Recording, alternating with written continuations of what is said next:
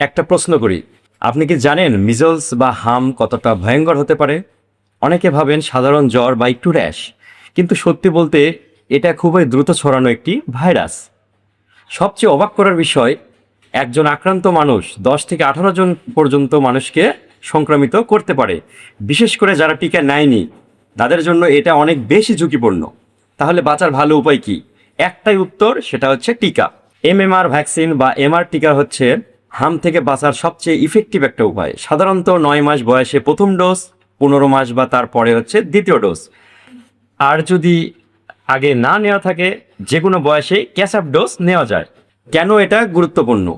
কারণ এটা প্রায় 90 থেকে 97% পর্যন্ত সুরক্ষা দেয় এবং মারাত্মক জটিলতা থেকেও বাঁচায়, যেমন নিউমোনিয়া বা ব্রেন ইনফেকশন। ধরুন আপনার আশেপাশে কেউ আক্রান্ত হয়েছে, তখন কি করবেন? সবচেয়ে গুরুত্বপূর্ণ হচ্ছে আইসোলেশন। আক্রান্ত ব্যক্তিকে অন্তত 4 থেকে 5 দিন আলাদা রাখুন, অন্যদের সাথে মেশা বন্ধ করুন। শিশু হলে স্কুলে না পাঠান, কারণ রাশ ওঠার আগেও আবার পরেও এই রোগ ছড়াতে পারে। এখন আসি ডেইলি হ্যাবিটে।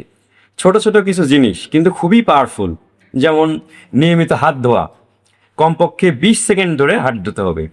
ভিড় জায়গায় মাস্ক ব্যবহার করা, বারবার চোখ, নাক, মুখে হাত না দেওয়া, নিজের জিনিস অন্যের সাথে শেয়ার না করা। এই ছোট অভ্যাসগুলো অনেক বড় ঝুঁকি কমিয়ে দেয়। আরও একটা গুরুত্বপূর্ণ ব্যাপার, যেমন ভিড় এড়িয়ে চলা।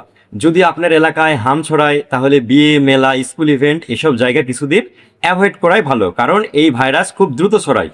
শরীর স্ট্রং রাখাও জরুরি। ভালো খাবার খেতে হবে, অর্থাৎ গাজর, পালং শাক, ডিম, ভিটামিন এ, দুধ, মাছ, ফলমূল এবং বেশি বেশি পানি পান করুন। পর্যাপ্ত ঘুমান। একটা হেলদি বডি ইনফেকশনের বিরুদ্ধে ভালো ফাইট করতে পারে। যদি কোনো লক্ষণ দেখা যায়, জ্বর, কাশি, সর্দি, চোখ লাল, শরীরে র্যাশ, তখন দেরি না করে ডাক্তার দেখান। বাসায় আলাদা থাকুন আর নিজে নিজে ওষুধ খাওয়া অ্যাভয়েড করুন। একটা কথা মনে রাখবেন, হাম কোনো সাধারণ জ্বর না। এটা অনেক সময় মারাত্মক হয়ে উঠতে পারে, বিশেষ করে শিশুদের জন্য এটা খুবই রিস্কি। কিন্তু ভালো খবর হলো, সময় মতো টিকা নিলে এটা প্রায় পুরোপুরি প্রতিরোধ করা সম্ভব। তাই সচেতন থাকুন, নিজে সেফ থাকুন আর আপনার পরিবারকেও সেফ রাখুন। এই তথ্যটা কাজে লাগলে শেয়ার করুন, আর আপনার কোনো প্রশ্ন থাকলে কমেন্টে সেটা জানান। দেখা হবে নেক্সট ভিডিওতে। আল্লাহ হাফেজ।